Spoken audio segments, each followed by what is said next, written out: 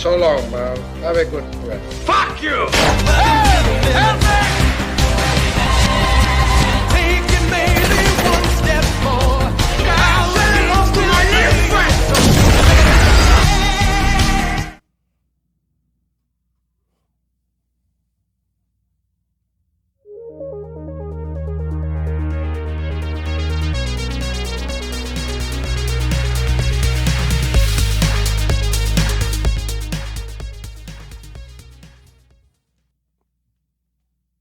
Every Thursday night, you ask the questions, DT gives you his answers. No holds barred. It's Q&A with Don Tony. This is your chance to speak your mind and be heard about anything. Q&A with Don Tony. And now, your host, Don Tony.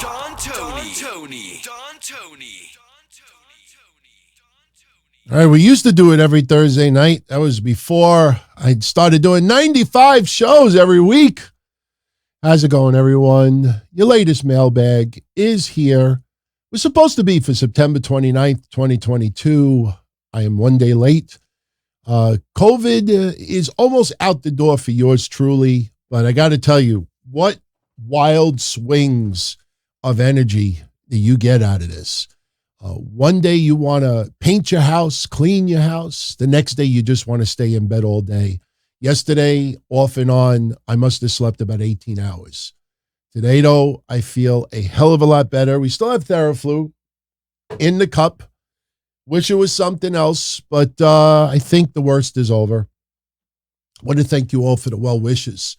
And, you know, as far as your questions for this mailbag, especially email, I got about 25 variations of questions that either had to do with the white rabbit or had to do with COVID. So I ended up bundling it all, and I'm going to answer it in two rather than giving 25 different answers. But I will say this. A lot of you asked me a very similar question. Since I was vaccinated 4 times, do I regret or do I think the vaccinations were a waste since I got COVID anyway? No. Absolutely not. In fact, this is my honest opinion again. I know some of you have heard me say this before, but I'll say it again. COVID vaccines were never intended to prevent you from getting COVID. That was the biggest mistake that Trump did from day one. That is the biggest mistake that our government, the CDC, and everyone else, they gave that impression like, hey, if I'm vaccinated, I don't have to worry about COVID anymore. No. I always compare it. Remember my nightclub analogy? Pretend you open up a nightclub and there is a gang in the neighborhood called COVID, and you get your nightclub, but you have no protection, no bouncers, no security, nothing. And then that gang called COVID decides one day to show up and cause chaos. You have no security. You have no backup whatsoever. You got to try to battle it yourself and hope that COVID just gets sick and tired of fucking up the place and they leave on their own. So what does the vaccine do? It gives you a couple of bouncers, gives you a little bit of security guards. Sure, if that gang COVID still shows up, they may still cause a little damage, but at least your security guards know what to look out for and know what to do about it. And that to me is the best way I could ever describe the vaccine. In fact, about 2 weeks from now, once I am officially over this, I plan on getting the vaccine with the variant. So if I ever get COVID again, you know, then at least I know that my body has some preparation to deal with these variants. But I can't thank you all enough for the well wishes. Thank you all for the congratulatories again with regards to my wedding. Today I'm going to shout out 3 of you specifically, but I got close to 30 items in the mail, cards, letters. Some of you specifically said, don't mention my name. A couple of you were very, very specific as to why. And, without getting into anything specific, some people are fans and followers and friends of multiple shows, podcasters out there. And, if you give a little gift to someone, then that other person, that person may feel, why didn't I get something? Or, and then I get it. But one person in particular wrote me this very kind letter.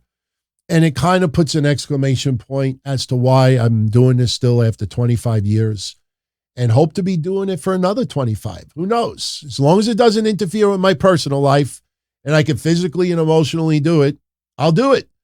But I want to read. It's a very touching letter that I think you'll all appreciate. And we got this box. This is Eddie K, that you all know as Xylot Themes on Twitter. Every time we have a live WWE or AEW event, Xylot Themes is always posting screenshots of the wrestling that you're seeing on TV. And I know a lot of people always get pissed off at him because he puts his logo everywhere on the photos. And that's smart because he takes the time to screenshot it and put it online. Some people will just copy and save it and use it for themselves. You know, you give the guy a little bit of credit. So he sent me this mystery box. I know that there's something AEW related in here, and I promised him that I would open it up live on the show. So we'll do that in a little while.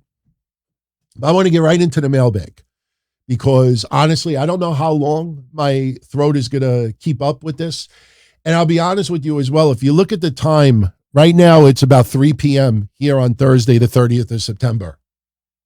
This is the third time I'm trying to record the show today because my real office work gets in the way. My mom and my dad literally just stopped by for 5 minutes to see how I was feeling. And I don't have a pause button. You know, I could stop the recording and then restart it and then just splice the two together, but I don't want to be bothered with that shit today. I want to record it, get it online, and get out of here. So, without further ado, Dom Gibson from Philly, do I see Impact Wrestling being around longer than AEW as a company? And the answer is no. Say what you want about Tony Khan. And I've said it before. He's got a personality disorder.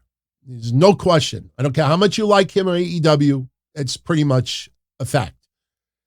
But you cannot deny Tony Khan's passion and love for pro wrestling. Impact Wrestling is more of a company-driven organization. What I mean by that is you don't have an individual Tony Khan in that company that wouldn't mind. I mean, Tony Khan doesn't want to lose money. But if Tony Khan lost a little bit of money and is fulfilling his dream, that is money well spent to him. You know, at some point, a lot of the people who run Impact Wrestling, when they're not carrying a profit and the ratings keep going down and the ticket sales keep going down and merchandise sales, you literally have to beg people to buy stuff. You have to come up with, you know, in-ring use this, that, just to try to make $20. Gets to a point where the company as a whole just says, look, this is just not worth it. I know that's sad, but I just am very concerned about Impact Wrestling's future because there's no one out there on the sidelines. I've been doing this since 97.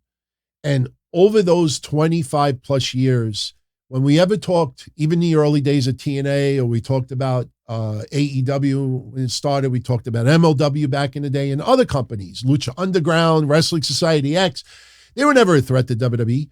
But we always said, wow, wouldn't it be awesome if so-and-so signed with WWE or vice versa? You don't have these huge names just sitting out there waiting to be poached. And you know that Bray Wyatt is not going to go to Impact. And even when Impact does get some big names, whether it's from Japan or some former WWE talent, they don't affect the ratings in any way, shape, or form. Tony Khan, as I've said this before, pretend that Tony Khan only has $5 billion. Only. He lost $100 million a year. And you know AEW makes some money. But even if after everything is said and done, AEW still lost $100 million a year. After 10 years, that is only 20% of Tony Khan's entire net worth, if you base it on $5 billion. AEW is not going anywhere. If they lost the TV deal and they couldn't find anything else beneficial and they had to go like streaming only, I think AEW would end up following the footsteps of the early days of NWA TNA and charging a fee every week to watch their product. I really believe that could happen. But the chances of AEW not being able to get a TV deal is slim and none. There is enough demand. out there. So AEW, even though they're having issues, obviously, because they're not the most professional company out there, they'll be around. They'll be around. Unless Tony Khan just says, look, I've had it, I'm out of here. Or some unbelievable major disaster would happen. You know, we hope that doesn't happen. So, Joey from Brooklyn, do I get hate mail? Who doesn't get hate mail? Everyone out there gets hate mail. Even the most beloved podcasters and writers out there get hate mail. The nicest wrestlers, divas, women, men, they get hate mail. You know, me, when I get it, you know, if it's something really whacked out, I'll share with everyone out there. Most of the time I just delete it, you know, or I save it, you know, because you never know, you know, who could possibly take it to the next level. I mean, there's been a couple of times over the last 2+ decades that I actually had to call the cops about stuff. Never underestimate who's on the opposite side sending you that stuff. Most of the time they just want to piss you off, rattle your brain, you know, take you off your game a little bit.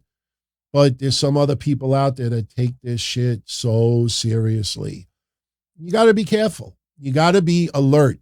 But you also got to understand in this day and age, and look, no one deserves hate mail, you know, that are just doing what they love to do. And, you know, but there's some people out there that will interpret, you know, a little bit of hate as, you know, like, you know, death threats.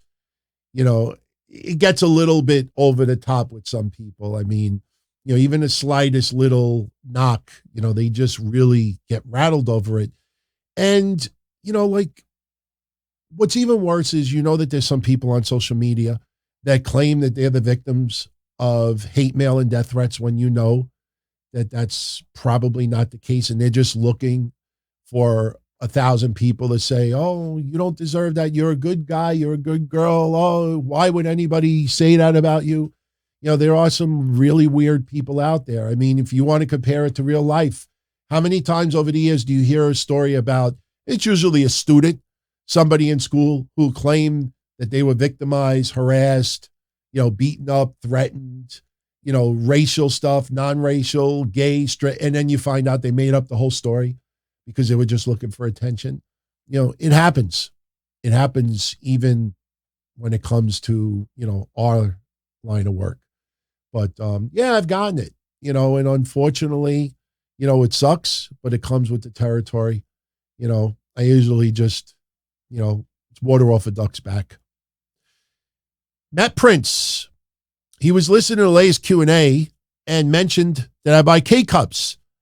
And he gave me a link, which I will definitely check out over the weekend. His girlfriend has a coffee company, and I grabbed a Google image screenshot before I went live just now, and her company is called Angelinos. That's pretty cool, man. I'm going to check it out. And everyone out there, if you're into K-Cups, go give it a look. Angelinos. I'm assuming it's angelinos.com. I'm not going to lie to you, though, brother. I had to screenshot something else when I saw your comment. To this day, whenever I think of the name Angelinos, I know it's an outdated reference, but who remembers Angelinos from Three's Company? The restaurant that Jack Tripper managed. Yeah, Angelino was the guy with the beard, as you could see on the screen. Who remembers Felipe? Everybody remember Felipe from Angelinos? I know, it's outdated. Three's Company was one of my favorite TV shows growing up. Angelinos. But good luck, man. I'm going to definitely check it out. No BS. Angelinos Coffee. Always into drinking coffee. Maybe not right today. Theraflu is still on the menu. But good luck for her, man. Good luck. Then again, she might be around for quite some time. She don't need the luck. But yeah, go check it out. Angelo's Coffee, everybody. Roderick Howard was the Akeem gimmick in the golden era rib on Dusty Rhodes. He doesn't understand why Vince made the change from the one-man gang. Look, at that time, one-man gang was awesome. 747, very intimidating, but you had a lot of heels that were just big, giant, intimidating guys. Vince wanted to be a little bit more comical with Akeem. I am one of the few that actually enjoyed it at the time. I might have enjoyed it more because of the slick theme song, Jive Soul Bro. But I don't know. I always thought Akeem was having fun. I don't know why. Like, I don't watch shoot interviews anymore. And I'm sure he has talked about it a million times over the years. But I always got the vibe that One Man Gang actually was having fun with the gimmick. I thought it was goofy. I thought it was a little bit ridiculous, but especially when he would like dance a little bit and try to like do some break dancing. But I was a fan of it. Him and Big Boss Man, I thought were a great tag team. I also think that if One Man Gang would have still been One Man Gang, he probably would have kind of outshined Big Boss Man a little bit. The way they transitioned him into Akeem, it felt like Boss Man was the leader. I don't know if that makes sense to anybody out there. Money in the Bank had existed in previous eras. Who would be some Money in the Bank winners in those eras? Number one, I'm happy that Money in the Bank was not around in the 80s and the 90s, because I think by the time it would have gotten to the 2010s, I think people would have been sick of it, just like King of the Ring. Survivor Series had to undergo so many different variations because WWE just felt it was stale. I also think Money in the Bank, back then, you would have used big-time established stars. I think Macho Man would have been a winner. Bret Hart would have been a winner. I don't think you would have used it for an up-and-comer where, like the big-time underdog wins it. You're in the Hogan era. You're in the Macho Man era, Ultimate Warrior, even to the early 90s. I don't see somebody totally off the radar suddenly get it. Look, Diesel pinning Bret Hart. Diesel pinning Bob Backlund in a couple of seconds, to me, was the closest equivalent to a Money in the Bank cash-in. If anybody understands what I mean by that. You didn't see random title changes and spur of the moment. Diesel won in a couple of seconds. That literally is a Money in the Bank cash-in, if you think about it. All he needed was a briefcase. So, I'm thankful. I'm very, very grateful, and I'm happy that Money in the Bank was not around back then, because I think some of the unexpected cash-ins would have been so played out by the time we would have got to the 2010s. And if Charlotte Flair were to lead a 4-horsewomen group, who would I choose as the 3 members? Who would be the Arn? Who would be the Tully? And I know this may sound like a cop-out, but other than Sasha, Bailey and Becky with Charlotte, I don't pick anybody else. I don't think of any women's tag team in the last 5 years that I would have put as your Arn and Tully. You could take any established stars. You could take Sonya Deville. You could take some others, and I think they would be a great member of the 4 Horsewomen. But I like the original 4 because they came up in NXT together. They came to the main roster pretty much together. And I wouldn't change that. I would not put 4 people together just to put 4 people together. The Hurt Business ended up feeling like the 4 Horsemen a little bit. And I'm kind of pissed that WWE broke them up so early in that run. But, and who knows, maybe that does reform one day. But no, just because, Charlotte is this daughter of Ric Flair doesn't mean you have a 4 Horsewomen group just because there was one before. That's just my opinion. Claudio has been a fan for several years, and I got a kick out of this. Over the last year or so, he's really enjoyed me talking about everything that led up to my wedding and giving advice on relationships. He tells me about his story that he is going to be getting married in October of this year. He met a girl during his trip in Portugal back in October 2018. He said it was love at first sight. He went to Armenia, which I'm assuming where she lives, in February of this year, spent time with a family with her. Took 3 months for him to get his Canadian documents because they're going to be living together in Canada. And he is going back to Armenia to get married on October 9th. He says their story is identical to the movie Before Sunrise, which I have never checked out. But any advice that I can share? First of all, congratulations to you. That is awesome. Me, I was very, very privileged to meet my soulmate. In fact, we're going to celebrate our 10-year anniversary being together in about 2 weeks.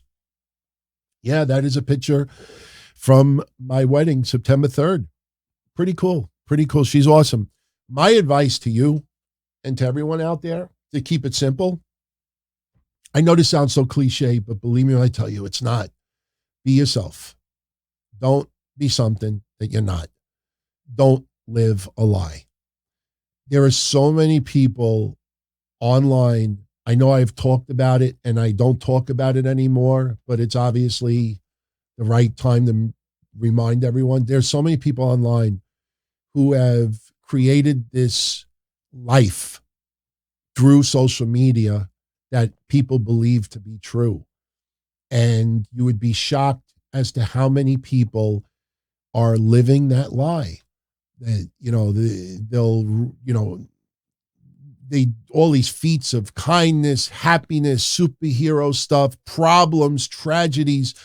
And most of the time, if you notice a lot of that, the other people who are supposedly involved with that, so none of those people ever have social media. You ever notice when there's like a tragedy or you help someone, this and that, like they never show any evidence of it? Or there's no one on the opposite side that correlates it. It's just whatever they post and people believe it. And look, some people do that because they have to feel the need of being accepted and wanted. And the attention is almost like a drug. But the problem is, you do that in a relationship, sooner or later, the lie cannot be lived. And if someone that you're with for a long time finds out that you've been living a lie, that is disaster just waiting to happen. It's definitely, it's legit. It's no coincidence that a majority of those people online are not married or not dating anyone. Because if you follow the persona online and then you start getting into a relationship with the person privately and the two don't match up, how do you justify that? How do you hide it? How do you explain it? So, just be yourself. Just be yourself. Put your faults out there. Just be yourself. And if you still get along and you still love each other and you still enjoy each other's company, then you know that you're doing it for the right reasons.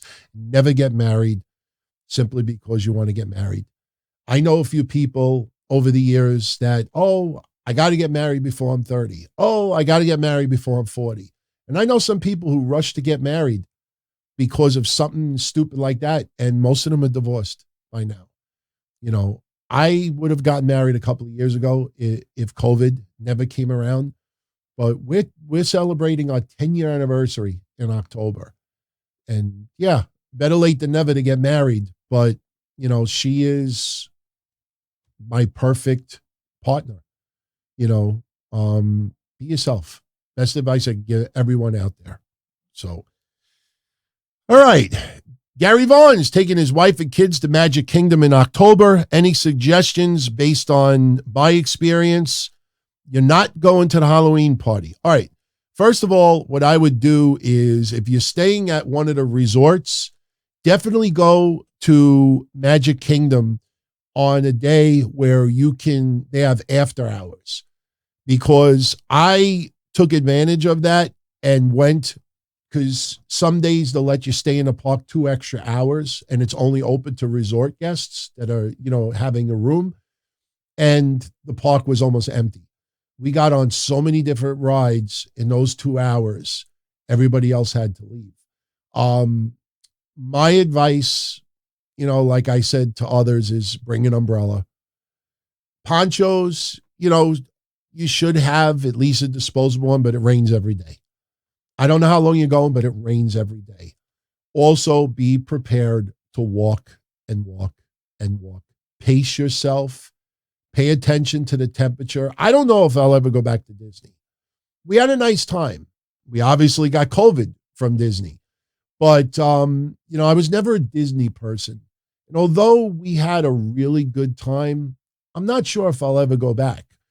But if I do go back, one thing that me and my wife already agreed is that we probably would go in October or November, where the temperature is in the 70s. Because some days we were there was in the mid-90s and it was just too hot.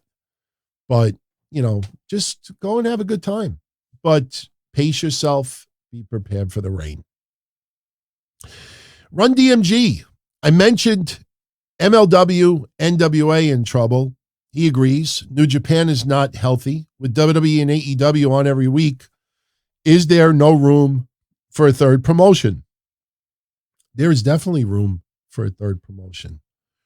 Problem is, what is that third promotion's identity going to be? I think Impact Wrestling lost their identity over the last couple of years. And no, Wrestle House was not their identity.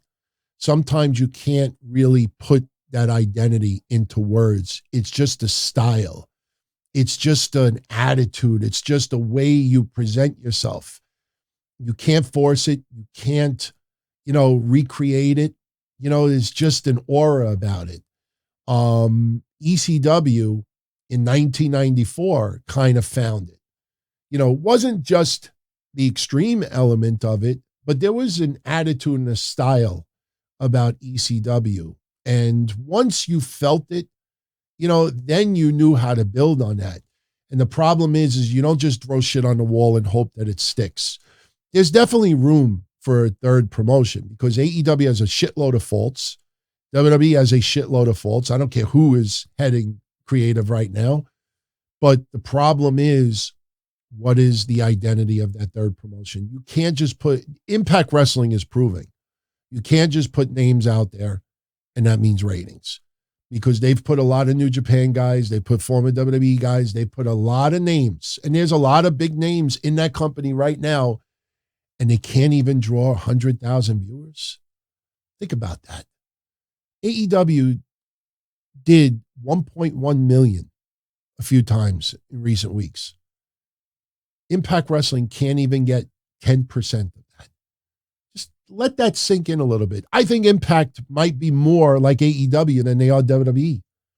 And you can't even get 10% of AEW fans to watch Impact on a Thursday. That is awful. And it's concerning. Kevin Milwaukee always felt that there was big money in the RVD heel turn in his WWE tenure. He always considered RVD to be the Randy Moss of pro wrestling. He didn't even have to try his hardest, yet he could do amazing things. How would I have booked RVD 18 years ago? Very similar to when he was on WWE TV in 1997. Mr. Monday Night. Rob Van Dam was a heel. RVD was a heel when he was showing up on Raw and still wrestling for ECW. He wanted to be Mr. Monday Night. That cockiness was perfect, and it stuck around a little bit longer than people realize. So RVD was a heel in 97, but you say 18 years ago, which would have been 7 years after that run. So 7 years later, RVD was not necessarily a household name, but he had a gigantic following already, and he was the heart and soul of ECW in its final days. So no, I would not have made RVD a heel in 2002, 3, or 4. I would not have done that. At that time, it was the right formula. And I'll never forget that moment on, I think it was Raw, when Steve Austin said, the first person that opens that door, and RVD opened the door. Crowd love. I still remember that moment to this day. So RVD, I would not have changed anything at that time. Blazing Bolts and a lot of others. Bray Wyatt, White Rabbit promo has his interest. What do I think will be different from his version and The Fiend? When do I think he'll re-debut? And that is the biggest question. And there were a few others out there that were asking me, am I 100% sure it's Bray Wyatt? I am 1,000% sure it's Bray Wyatt. See, when you know it's Bray Wyatt, and you're positive it's Bray Wyatt, and you tell everyone that it's Bray Wyatt, and you back it up, that leads to no other conclusion than it's Bray Wyatt, that's not a formula for hits and views. When everything is said and done, there's going to be some people out there that would have done 20 to 30 podcast episodes questioning, who's the White Rabbit? Who's this? I'm not talking about just covering latest teases and QR codes and vignettes, but there are people that are going to milk this into 10, 20, 30 episodes, playing off that, oh, it could be this, it could be this, it could be this. And people are just intentionally keeping it vague as in a way to create content. And if people tune in to them, then that is a recipe for success. For me, I just feel that if I kept it unclear and I kept it vague and teased it so I could get like 5 extra episodes questioning this, questioning that, I could have taken a whole different route on Monday and said, hey, maybe it is Malachi Black. Maybe Bray's going to return him with his a faction. Maybe by the time he returns, Malachi Black's release would be official. But I didn't want to go that route because I knew it wasn't true. But it is so easy to do something like that because it catches someone's eye. Holy shit, Malachi Black could possibly be part of this. I got to see what this guy's talking about. Then it sparks debate. Then it sparks conversation. Then 2 months later, when you realize that it was Bray Wyatt all along, then you look back and you say, hey, that motherfucker knew it was Bray Wyatt. And he kept that shit unclear just to get us to click into extra shows. I don't want to do that. Other people are. And if you keep tuning into their stuff, if you get upset about it, that's your fault. That's not their fault. I am 1,000% sure it's Bray Wyatt. I think his look is going to be more, I don't want to say leather, but I think he's going to be more of wearing dark colors. Not necessarily like floral, like the Bray Wyatt stuff. I expect him to be wearing dark colors. Could he come out with a mask? Yes. Will he wrestle with a mask on? I don't think so. So I think there will be aspects of Bray Wyatt, and who knows, maybe even a drop a little bit of the Fiend as well. But Bray Wyatt is going to come out, and that's how I envision him. Mostly dark outfit, dark colors, maybe a leather, maybe a little bit of spiky. I see it. I can't draw it on paper. So, but that's how I see it. And I think this goes beyond Extreme Rules. The only reason why they would reveal it at Extreme Rules is because they want him for Saudi Arabia.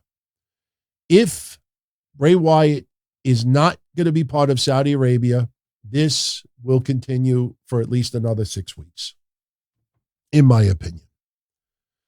Puffy89 has jury duty today. Have I ever done jury duty? What was the case I was assigned? I was on jury duty once.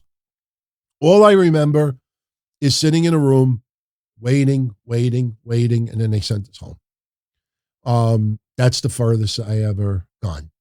I was supposed to do jury duty last month, and I got it postponed until next year. So that's my extent of jury duty. Willie G with the upcoming turning the clocks back, what do I think about all of the USA and daylight savings time? Willie, if it was up to me, I would get rid of it. I understand the scientific and the logistics behind why we have daylight savings time. But me, I wouldn't mind it being darker in the early morning and later at night. It gets a little bit complicated, and I'm not going to get into all the aspects here. You could all Google it, but even simple things like, they don't want kids going to school in pitch black in the morning. Even though now you hear that some schools are going to keep their classes going until 5, 6 p.m. at night, where in the wintertime, I think it would be dark anyway. But there's a lot of reasons behind it. But me, if it was up to me, I would probably vote to get rid of daylight savings time. That's just me. Kavan, 2 questions. Would I rather take 10 chops from the Big Show or 10 chops from Gunther? I would rather take 10 chops from Gunther. Not because it would hurt less, but I would be talking about it on my shows here until the day I die. Every so growing up Don Tony, taking 10 chops from Gunther. Like, even though it probably would have killed me, I think if I survived 10 chops from Gunther, I think that would be something to be proud of. I look at Sheamus with his shots that he gives. I guarantee you that some wrestlers that are going to do podcasts 10, 15 years from now, and they're going to reflect on those chops that they would take, those forearms from Sheamus. So Gunther, absolutely Gunther. How do I feel about Roman Reigns fighting both nights of WrestleMania? Maybe the first night he fights The Rock for the Universal title and wins, and then he loses the WWE title on night 2 to the Royal Rumble winner, which he thinks would be Cody Rhodes. It's not a bad idea. Roman Reigns absolutely could wrestle 2 nights in a row. How many times has Roman Reigns wrestled on a Sunday night pay-per-view / premium live event and then would wrestle on Raw? How many, not even just Roman Reigns, others? Wrestlers have wrestled 2 nights in a row. How many times has Roman Reigns wrestled on SmackDown and then the next day wrestled a WWE house show? That's not out of the question. And Roman Reigns being booked for 2 nights would be a gigantic draw. It's not a bad idea. I don't know if they do it because you kind of want to spread the love a little bit more. But hey, he's undisputed WWE Universal Champion. He's got 2 titles. It's not out of the question. Evie Mulholland. What do I reckon about Survivor Series War Games? The Bloodline and Sammy versus everyone who has been beaten by Roman Reigns.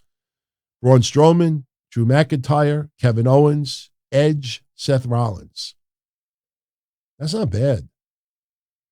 I don't think you want to portray a team of losers to Roman Reigns. It just looks inferior.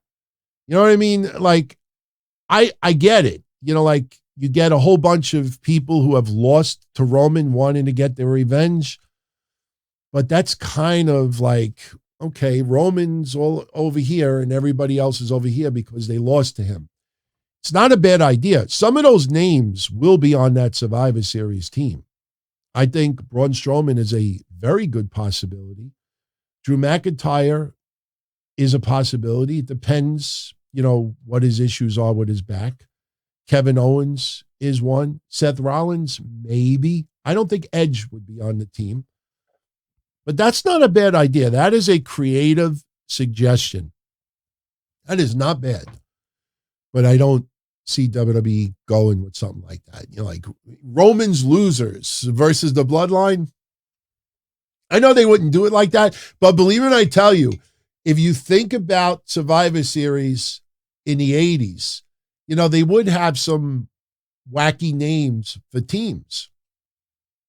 Didn't we have like the King's Knights and stuff? I'm not saying that that's a whack name, but if you go back to WWF in the 80s, you could see like a team called Roman's Losers.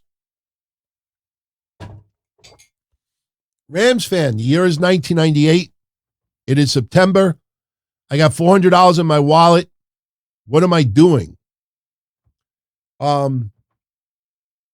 think Heat Wave 98 was not in September. I don't think that, what was it, July or August? I don't know, but I would pay to go to Heat Wave 98, ECW Heat Wave 98. If I could blow $400 at that time, I would have gotten a plane ticket, 1, 2, maybe 3 of my friends, and go to Heat Wave 98. Second favorite ECW pay-per-view of all time, would have easily been willing to drop $4 to go to an ECW event like that. Can't think of anything else that I would do at that time. I wasn't going to clubs anymore. I did go to a lot of wrestling, but yeah, I think I would go to ECW Heat Wave 98. And if Heat Wave, you know, I'm actually kind of like being a little lazy right now. I could literally just, and that would be cool if it was. It can't be September, because Heat Wave 98, it would be a little bit past, September would be a little bit past. Yeah, it was August 2nd. So, you know, I would pay and go to an ECW event with that. But too bad you didn't say August, because that would have fit like a glove. Yeah, September is a little bit past Heat Waves. But yeah, that's what I would have probably done with my money. I would have considered going to a WWE event as well. Hell, you know what? I would have considered going to WCW too. WCW in 1998 was not bad. I mean, 1998 might be one of the better years of wrestling. I mean, ECW, you know, my favorite ECW year of all time, I think, is 1995. But 1988 was a pretty awesome year as well. RVD and Sabu, top of their game. Taz was still doing what he was doing. Raven, you know, Sandman were transitioning with the WCW stuff. So, and then you got all the WWE stuff, Attitude Era. Jesus. I mean, could you go wrong going to any of those promotions? All right. Near my thoughts on what's happening in Iran right now. It's good to see people, especially women, finally just standing up to themselves, but it's a shame that it took a person being brutally assaulted for everyone to stand up. Nir lives in Israel, everyone, and you obviously from afar see all the turmoil that goes on out there. You know, look, it sucks that tragedy sometimes makes people get together. Tragedy sometimes makes people fed up, no more. We've seen it here in the United States. You've seen it in the UK. It happens in all areas of the world. It just appears differently. I think the problem in Iran is you look at the regime, and until that movement is so large that they can overthrow their government, their regime, ultimately this might come across it'll fade away. I mean, there'll always be people out there trying to fight and trying to, you know, make peace and freedom. But unfortunately, you know, their regime seems to prevail. Same thing when you look at North Korea and other areas. You know, you hear little rumblings about this. And then, especially in North Korea, you hear rumors that, you know, like most of their country has no idea what goes on in the outside world. And then somebody sneaks a USB drive or sneaks this, sneaks that, and then they get a little hint. But the problem is, once that starts to spread and they start taking out your family, you know, you're right back to where you were before. So, you know, it's nice to see some people standing up, but, you know, how long does that last until the regime puts a stop to it? So stay safe, my friend. All right, Crazy Cruiserweight. What if the what chants were created for Miles Borne in today's age? Would it be humorous or in poor taste? It would be in absolute poor taste. For those that don't know, Miles Borne is a signed wrestler to WWE Developmental. He is clinically deaf. Not a bad up-and-coming wrestler. Good physique. Some people compared him to looking like a young Randy Orton. I talked about this earlier this week. I don't remember if it was Patreon, but he cut his first promo right before a match he had on Level Up for WWE. And you hear the promo or watch it, you can hear that he's deaf. You'll figure it out.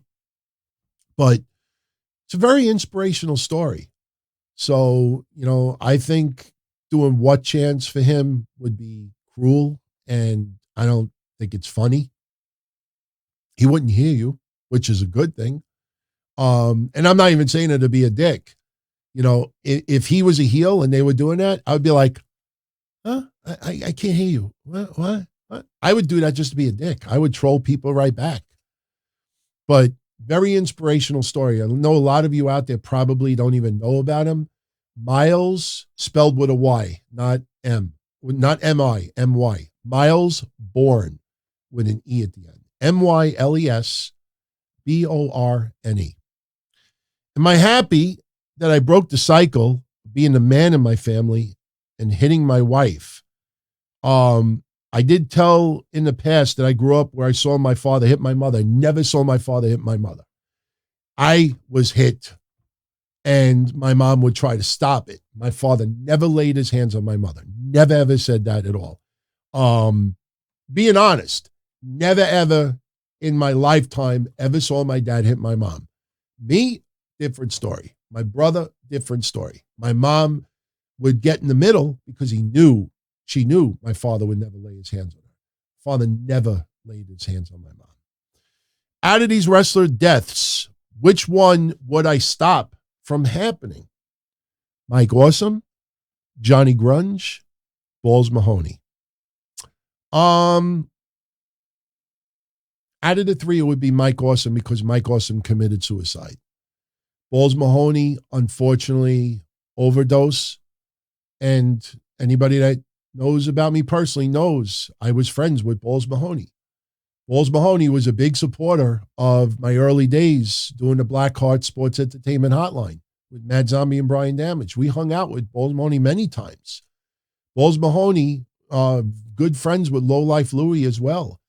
He unfortunately OD'd. Johnny Grunge, look, he was overweight, sleep apnea. And even at the time, I didn't even understand the seriousness of sleep apnea until, many years ago, I needed a CPAP machine. Thank God after 6-7 months, I didn't need it anymore. But, Johnny Grunge, he got too heavy, had a lot of health issues as well. Mike Awesome, though, he committed suicide. So he would be the one that I would try to stop. So, and, well, we still got to do an unboxing. Oh, you know what? I'm going to read this. Just very, very cool story. This is someone by the name of Yuri. I won't say the last name, but I'm not going to show all of the information here, but he sent me a very, very generous gift. And he sent this letter that I wanted to share with everyone. Dear Anthony, I remember standing around the kitchen phone with two of my brothers calling 718-303-4444 and listening in. That was back in the 90s. For those that don't know, that was my wrestling hotline phone number in the 90s. All these years later, I'm still tuning in. I've been through the early podcast days, the Minority Report, the Roundtable, DTKC, Breakfast with Blasi, Breakfast Soup, Q&A. I've provided thousands of hours of entertainment and endless nights. You were side by side with me in high school, college, in the corporate world, through the best of times and through the worst of times. I even remember listening to the podcast where while my kids were being born. How awesome is that? Thank you so much for everything that you've sacrificed for our entertainment congratulations on your wedding. Please accept the attached gesture as a late wedding gift. Your friend, Yuri. That is very, very kind of you, very generous of you. That is someone who has been tuning in to what I do since the 90s.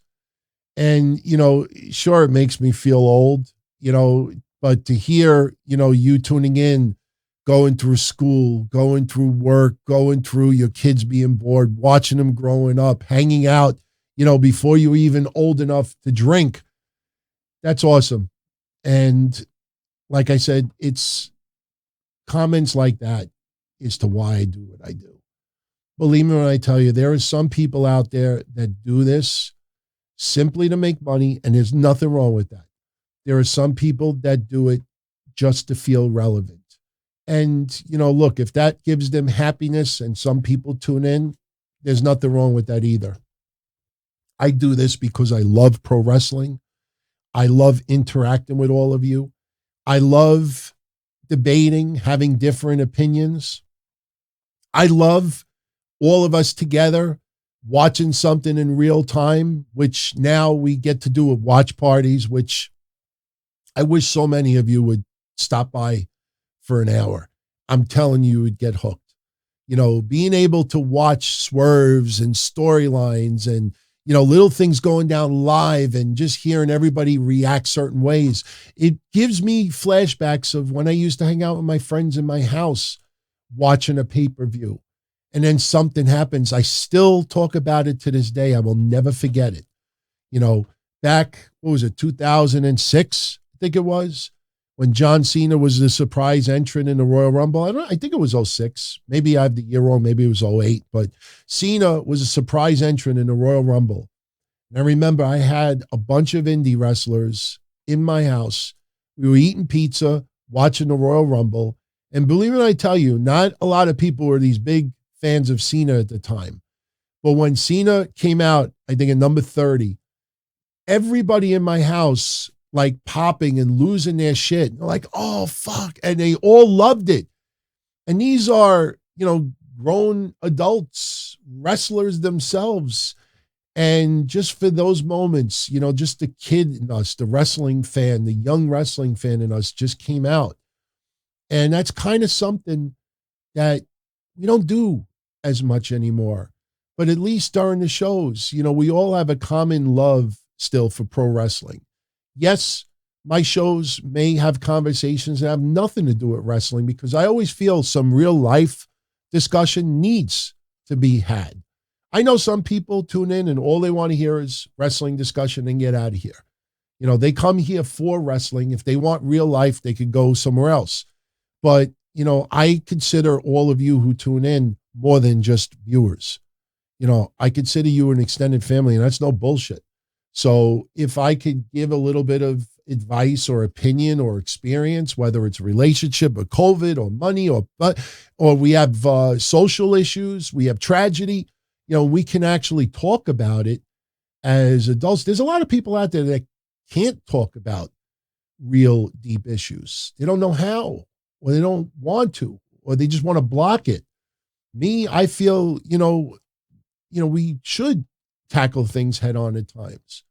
So to be there for Yuri and for all of you out there, believe me when I tell you, your gift was beyond generous. And I thank you for that. But what you wrote in that letter, it can't be beat. Can't be beat. So I thank you for that. I want to shout out also Sean, who sent me an awesome, very cool looking card, and inside, money, money, money, money. Ooh, yeah. Thank you very much, my friend. I don't want to reveal, the details, but Jesus, he sent a little letter, that he's doing really, really well in the business world. And I'm like, I can't cash this. And he's like, no, brother, don't worry about it. So, but thank you to all of you out there. Believe me, I tell you, it will not go to Grubhub. It'll definitely go towards it. When we get certain things, my wife has not moved in yet. Unfortunately, we've been dealing with COVID the last 2 weeks. So she's going to move in about 2 weeks. once she does, we're going to have to like get a little bit of additional furniture and stuff like that. So when we do get things, I will definitely take some photos, and some of you will be the ones responsible for some of the things we get. I thank you. Let's open up Eddie K's mystery box. So I think he said that there's at least a shirt in here, but I'm keeping the box low because I don't want to reveal his home address, obviously. So, all right, there's a whole bunch of stuff in here. All right. Well, we got some NXT cards, I see. And there is a lot of cards in here, a lot of loose cards in here. Tons of NXT cards. This is almost, I feel like I'm Don West right now. Look, everyone, Tony Storm. That's awesome, man. He sent me a ton of NXT cards. These are 2021. And wow, this looks like the whole set, actually. So very, very cool. I'm going to go through the cards later on, but thank you for that. That's awesome. I see a few other things in here. Okay. This feels heavier than a shirt. No, there's two shirts in here. All right. Xylot Themes. What did you get? Holy shit. Look at this. The Buckeye Combat Club. That is because of where they were recently, because AEW actually does make theme shirts. A lot of you have seen me wear the New York AEW shirt. That's awesome. I am going to wear that next Wednesday, unless this shirt maybe changed my mind. Maybe I have to wear this instead. Oh, no, we'll wear that one Wednesday. This is cool, man. Look at this. I was there, 2022. That's WWE shirt. That's awesome, man. That's all. I will wear this shirt on Saturday. This Saturday's episode of the Don Tony Show. I will definitely be wearing that. Oh, you cocksucker. Oh, you motherfucker. There is something. DMD. That's not why I said that, though. I don't want any fans of Britt Baker, do not get upset. I'm gonna put that back over here somewhere. I'm going to put that up for next week.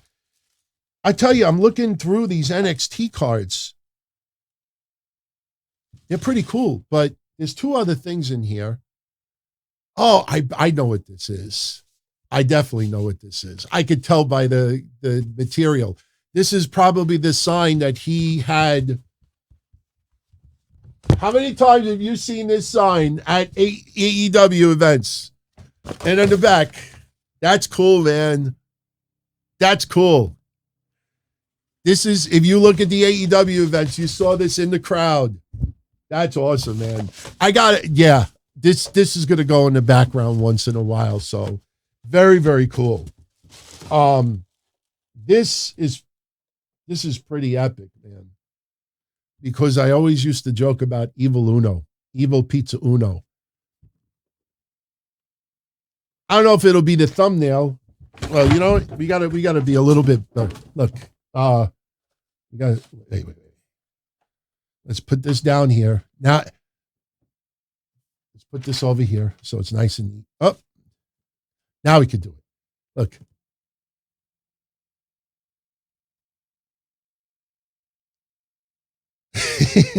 I don't do thumbnails. That's awesome, man. Thank you. This is cool, man. This is cool. I got to go through those NXT cards later. Very, very cool. Thank you. That was very, very kind of you. And I popped for the sign. But yeah, were they giving these away? These DMDs? So were they giving them away? But yeah, I'll put that in the background. But thank you again. And the shirt's awesome, man. I'm going to wear the WWE one on Saturday, and I'll wear the AEW one on next Wednesday's show. So much love. Thank you for that. Very, very cool of you. Very thoughtful of you. Shout out to Tom Phelan. And we have Charlie Conway, which I know a lot of you see and talk to in the chat.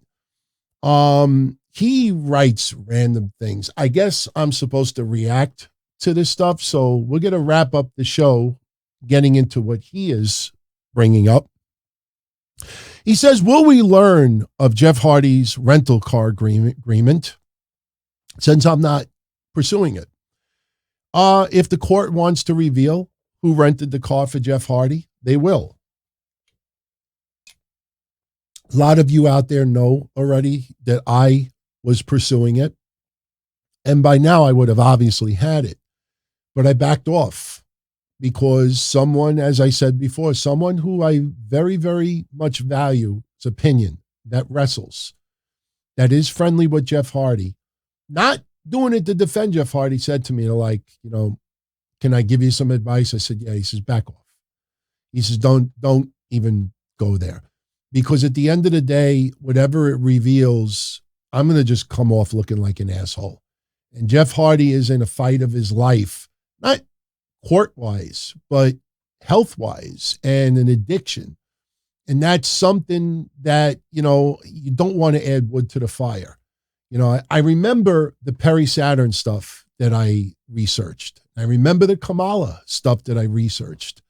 And even though I got a lot of questions answered, at the end of the day, I came off looking like an absolute asshole. An absolute asshole. And I was like, wow, I did all this hard work and I'm the bad guy out of all of this. How is that possible? And with the Jeff Hardy stuff, just because you can get information doesn't mean you should. So if the court wants to reveal it, they will. Me, it's just not my place to do it. I want to see Jeff Hardy get well and stay well. And to me, that is more important than me revealing something and people like, holy shit. And then, you know, in infamy, oh yeah, so revealed it. Let someone else do that. And if you notice, no one else is, because they're probably getting similar advice from others too. So would I say the same on Sabret as far as New York hot dogs? My favorite New York hot dog of all time. Anybody who is my age who are Yankee fans will pop for this. Ballpark Franks. I still remember as a kid, my dad taking me to Yankee Stadium in the late 70s especially. And this is my memory in the late 70s, going to Yankee Stadium with my dad, my mom, and my brother. We would go to Yankee Stadium. I always remember walking outside of Yankee Stadium at night after the game, or if the game was out of reach, we would leave an inning or two early. And any of you that's ever walked through old Yankee Stadium, you know what I'm about to say. You smell this smell of charcoal, pretzels being cooked on the beds of charcoal, eating a pretzel, knish, and then it was a ritual. Whenever we would drive home, my father would always stop at White Castle and would buy us White Castle. But going to Yankee games and eating ballpark Franks at the Yankee games, and they would boil it in water. You would get a Yankee Frank, and it would be boiled in water, and they would pull it out of the water, put it in the bun, and the bun would get a little soggy because they didn't obviously dry the Frank off first. But it was just awesome. I still smell the charcoal to this day, as weird as that may sound to some of you out there. All right. Would another incident cause MJF to ditch AEW? No idea. No idea. Remember the original incident. You know, some people called it a shoot that was turned into a work that became a shoot and a work. Nonsense. Remember how Tony Khan handled the situation. That is why the day I was doing the show live and people were saying to me, MJF just no-showed and he's getting on a plane and going home, I was like, I don't buy it. I don't buy it. And Tony Khan's silence, he was silent because he didn't want fans later on to say, this motherfucker lied to us. If he would have acted publicly and addressed it and said that that is unacceptable, he walked out on everybody and this is, if he would have done all that And then we would have found out later on that it was all storyline and they were just renegotiating things. People would have called him a liar. Tony Khan, one of these weird things about him is he doesn't ever want the fans to accuse him of lying. So he kept silent. And as I said at that time, the more Tony Khan was silent, the more he was talking, if you could understand why I say that. Yes, I will be doing an Extreme Rules review next weekend. I'm trying to make sense of some of this stuff. Which way Rock Reigns different than Rock Cena, Cena Orton, TLC 13 unifying the championships different than Lesnar Reigns. I don't know if you're making a comment or asking a question. Keith Lee, concerns about him wrestling. There are a lot of people that are concerned about the excess weight that he has on. Funny thing is, no joke, I've had a few people that actually have worked shows with Keith Lee that have seen him up close and say that, you know, he has not put on as much weight than as people have perceived it to be. I have looked side by side at some of his work in NXT and in AEW now, and there is an obvious difference in his girth. But, you know, I personally think, and I've said this before, I think that because of his health issue last year, he might be dealing still with long COVID. You know, like he may have some bouts where he, he gets a little bit quicker loss of breath. I think some of his cardio has been affected because of COVID. And I don't think it's just him, as some people think, is just eating and not exercising like he used to. I really think that he's got some limitation right now. Not enough where he's not cleared to wrestle. I think he's obviously cleared to wrestle. But I think Keith Lee has some lingering effects from his health issues from last year. And as a result, he's put on a little bit more weight and he's a little bit slower. And I think they're also being cautious. I think that's why he's in a tag team as well. I think it's just to be cautious with him and taking it slow. Now, of course, that's none of our business. But, you know, if that was out there, it might have people understand a little more as far as Keith Lee's current conditions. But once again, that is something that's rather private. And you got to, that's why I really don't talk much about Keith Lee's, you know, current matches and work rate. And I try, because I don't know how much of it has to do with his health issues from last year.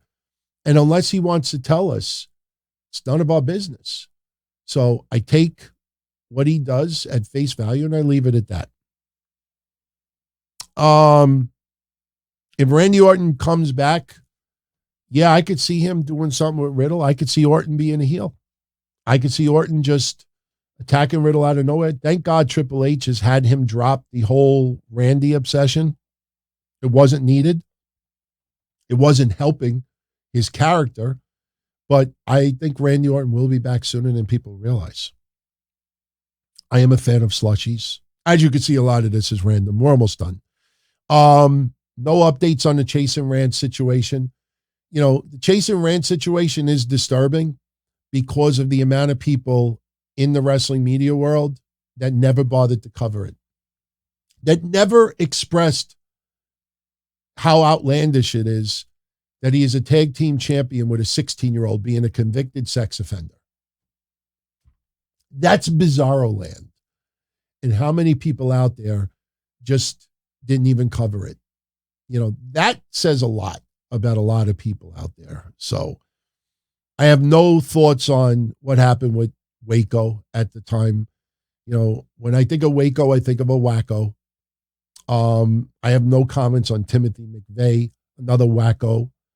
And will Stephanie, Triple H, and others appear periodically? Will they stay absent? No, they will appear from time to time. You know, we got the DX 25th anniversary coming in less than 2 weeks. So Triple H will be featured. We won't see too much physicality with Triple H for obvious reasons. But, yeah, we're needed. look, Stephanie, they just did that documentary of her and Nikki Bella, the feud. Stephanie, she's not needed on TV right now. But yeah, we will see them make appearances from time to time. So, all right, everyone. We've gone right about 75 minutes, which is always my sweet spot here. I always aim for 60 to 75 minutes, and we ended up hitting that for this. So I thank you all for your questions, whether sent through YouTube or an email. As I said earlier, some of you I bundled into, some answers with some other questions, because it would have been ridiculous for me to answer like 15 different variations of the same question. The White Rabbit stuff, there's really not much for me to add at this time other than sit back, enjoy the ride, and, just keep the Bray Wyatt answer on your brain, because it'll make trying to uncover little teasers now even more fun, because you know which direction to start with. So it's going to be awesome. Whenever they reveal it, they'll reveal it. But there is so much more to come. There is so much more to come. Right now, we're just at QR codes and little, spliced, TikTok video. When they start getting into the hardcore, deep, teasing of him coming back, that's when this shit's going to get really intensified. Right now, and if you check out the October 1st edition of the Don Tony Show, holy shit, it's tomorrow. I'm going to talk a little bit more about something I said a couple of days ago that a lot of people picked up on and are like, wow, DT, I think you're onto something. I think the Zoe Stark tease that led to her return in NXT was a test of how social media reacts to QR codes and jumbles, like the word scramble. I think that was a test to segue to what they did now with Bray Wyatt. And I think this is a formula that WWE is going to use in the future. It's interactive. That's the coolest thing about it. Having Easter eggs and teasers are fine. But when you can actually do something that forces people to be interactive, like scanning a code, seeing a code at the desk area, and every time they're around the desk area, you try to like zap it and this and that. Anytime you could get your audience engaged, that's fucking awesome, man. So, and we've just begun. So sit back, relax, enjoy the ride. We'll be doing another one of these in 2 to 3 weeks from now. And, by then, maybe we will have a revelation. We'll see. But I thank you all, as always, for your support. If you enjoyed this mailbag, take a moment, hit that thumbs up. It is very much appreciated, and it does help the show. If you're not a subscriber yet to the channel, consider subscribing. I do different theme shows multiple days during the week. Mondays are mostly a Raw recap and any news that transpired over the weekend. Wednesdays are primarily AEW NXT with a little bit of Impact and indie wrestling mixed in. On occasion, we do a Q&A on Thursdays.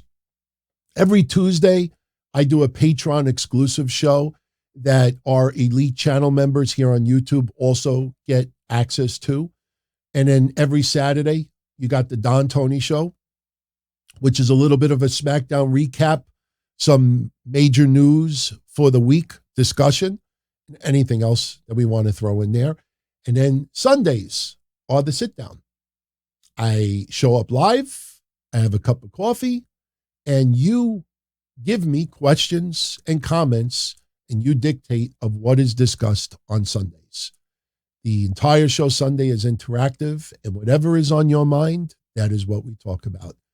And it's pretty cool when you look back at the synopsis of all the Sunday shows and realize that everybody who tuned in live were the ones responsible for those topics that were discussed. So pretty cool. I kind of enjoy our little diverse, array of topics and subjects that we do on the shows. But I'm going to jet out of here. Much love as always. Again, Hit that thumbs up if you haven't done so already.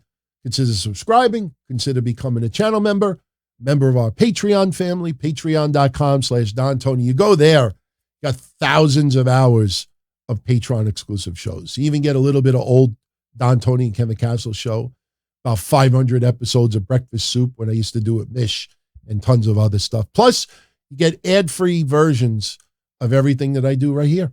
So be well, everybody. All the best. Stay safe, and I'll catch you all again soon.